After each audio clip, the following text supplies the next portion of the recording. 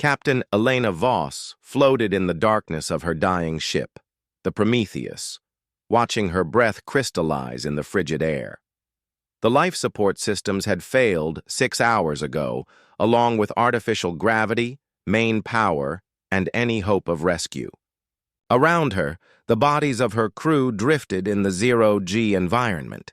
23 souls who had trusted her to bring them home from their deep space reconnaissance mission. She had failed them all. The attack had come without warning. 3 Corvani heavy cruisers had materialized out of hyperspace, their sleek black hulls adorned with the crimson insignia of the hegemony's Third Fleet. The Prometheus, a lightweight scout vessel, had been no match for their overwhelming firepower. Within minutes, her ship had been gutted, her crew slaughtered, and her mission, gathering intelligence on Corvani military movements near the Outer Rim colonies, reduced to nothing. Elena touched the emergency beacon clipped to her belt. 1. Press of the activation stud would send a distress signal across subspace, calling for rescue. But she knew no help would come in time. The nearest human patrol was 3 days away, and her suit's life support would last maybe 8 hours in the ship's current condition. The Corvani had left her to die slowly, a final insult after destroying everything she cared about. Through the shattered viewport, she could see the 3 enemy ships maintaining their position, their commanders likely filing reports about another successful raid against human forces. The Corvani hegemony had been systematically destroying human outposts and ships for months, probing for weaknesses before their inevitable full-scale invasion of human space. Elena's hand moved away from the beacon and instead activated her personal data pad. The screen flickered to life, showing the tactical information her crew had died gathering. Fleet movements, supply routes, the location of the Corvani's main, forward staging area, a massive space station called Vorthak that housed over 50,000 military personnel. A bitter smile crossed her lips as she accessed her ship's remaining systems. The Prometheus might be dying, but her fusion reactor was still intact, contained behind multiple layers of magnetic shielding. The containment field generators were damaged but operational, and her navigation computer, buried deep in the ship's armored core, still functioned. Elena began to work. First, she overrode the safety protocols on the fusion reactor, setting it to gradually increase output beyond safe parameters. The magnetic containment would hold for maybe 6 hours before catastrophic failure occurred. Next, she programmed the navigation system with the coordinates she'd memorized. The exact position of the Corvani command ship, the massive dreadnought Cathara's Wrath that had led the attack against her. Her fingers flew across the controls as she rerouted power from life support to the maneuvering thrusters. She wouldn't need oxygen where she was going. The ship's computer chimed softly. Warning! Reactor containment field operating outside normal parameters. Estimated time to critical failure, 5 hours, 47 minutes. Perfect, Elena whispered, sealing her helmet and switching to her suit's internal air supply. She made her way through the debris-filled corridors to the communications array. Most of it had been destroyed in the attack, but the quantum entanglement transmitter was still functional, a backup system designed for exactly this kind of situation. Elena activated the emergency channel and began recording her message. This is Captain Elena Voss of the Human Defense Force vessel Prometheus. If you're receiving this transmission, it means I've failed to return from my mission, and the data we gathered about Corvani fleet movements has been lost with my ship. She paused, looking around at the floating debris that had once been her home.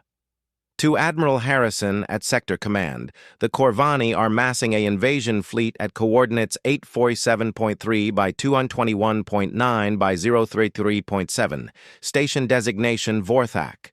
They have at least 40 capital ships and supporting vessels. You have maybe 2 weeks before they move against the Outer Rim colonies. She took a steadying breath. To my family on New Geneva, I'm sorry I won't be coming home for Emily's graduation. Tell her that Aunt Elena fought to the very end, and that sometimes the best way to honor the dead is to make sure their sacrifice means something." Elena ended the recording and transmitted it via quantum burst to human space. Even if her revenge failed, at least the intelligence would reach friendly forces. She returned to the bridge and strapped herself into the pilot's seat, her hands moving across the controls with practiced precision. The Prometheus shuddered as her engines came online, burning the last of her fuel reserves to build momentum toward the Corvani fleet. Through the viewport, she could see the enemy ships beginning to move, their sensors detecting her approach. The 3 heavy cruisers moved to intercept, no doubt puzzled by the actions of a supposedly dead ship. Elena activated the communications system and broadcast on all frequencies. "Attention, Corvani fleet. This is Captain Elena Voss of the Prometheus. You killed my crew. You destroyed my ship. You think you've won." Her voice grew cold as ice. "Let me introduce you to a human concept you clearly don't understand. Spite." The lead cruiser opened fire, plasma bolts lancing through space toward her crippled vessel. Elena rolled the ship, using her maneuvering thrusters to avoid the worst of the barrage. She wasn't trying to survive the engagement, she just needed to get close enough. "You see, we humans have a saying," she continued, adjusting her course toward the command ship. "If you're going to hell, take your enemies with you." More weapons fire erupted from the Corvani ships, but Elena flew like a woman possessed, threading her dying vessel through the maze of energy beams and missile salvos. The Prometheus took hit after hit, but her course remained steady. On her tactical display, she could see the massive bulk of the dreadnought Cathara's Wrath growing larger. Its weapons were powering up, preparing to vaporize her ship before she could get close enough to ram.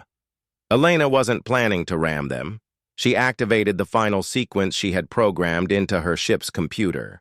The magnetic containment field around the fusion reactor destabilized instantly. The enormous energies contained within suddenly freed to expand at the speed of light. "Computer," she said calmly, watching the distance to the enemy command ship. "Decrease. Execute detonation in 3, 2, 1. The Prometheus became a miniature star. The fusion reactor's complete matter-energy conversion released the equivalent of a 50-megaton nuclear weapon in a sphere of superheated plasma that expanded outward at tremendous speed. The lead Corvani cruiser, caught at point-blank range, simply ceased to exist. The second cruiser's shields collapsed instantly, its hull melting like wax in a furnace. The dreadnought Cathara's Wrath, farther away but still within the blast radius, staggered under the impact. Its mighty shields flared and failed, electromagnetic pulses cascading through its systems. Emergency klaxons wailed across the massive ship as fires erupted on multiple decks and its primary weapons went offline. But Elena's revenge wasn't finished. She had timed the explosion perfectly. The expanding plasma wave struck the dreadnought just as it was attempting to jump to hyperspace, its drive systems charging for emergency retreat. The massive energy surge overloaded the hyperdrive, creating a cascade failure that tore the ship's engine section apart in a secondary explosion. The Cathara's Wrath, pride of the Corvani Third Fleet, listed helplessly in space, venting atmosphere and debris from a dozen hull breaches. Its crew of 3,000, including the fleet commander who had ordered the attack on the Prometheus, would spend the next several hours fighting for their lives as their ship slowly died around them. In the wreckage of what had once been the Prometheus, nothing remained of Captain Elena Voss except superheated atoms scattered across space. But her quantum transmission had already reached human space, racing ahead of the news of her ship's destruction. Within hours, Admiral Harrison would be mobilizing the defense fleets. Within days, human forces would launch a preemptive strike against the Corvani staging area, using Elena's intelligence to shatter their invasion plans before they could begin. The Corvani had learned something important that day about their human enemies. They had learned that humans, when pushed beyond their limits, when everything they loved was taken from them, became something far more dangerous than warriors. They became weapons. And Elena Voss, in her final moments, had proven that even a single human, with nothing left to lose and everything to avenge, could change the course of a war. Her ship was crippled. Her crew was dead.